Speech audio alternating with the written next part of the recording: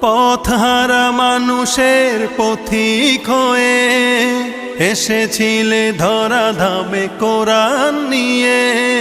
পথহারা মানুষের পথিক হয়ে এসেছিলে ধরা ধামে কোরআন নিয়ে।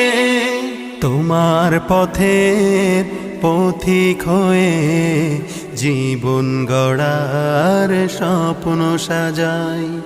তোমার পথের পথিক হয়ে জীবন গড়ার স্বপ্ন সাজাই। তুমি যে মোদের প্রিয় নবী, তোমায় কাছে পেতে পাগল সবাই। সুখের দিনেও মোরা খুঁজি গো তোমায়, দুঃখের দিনেও মোরা সরি গো তোমায়। সুখের দিনেও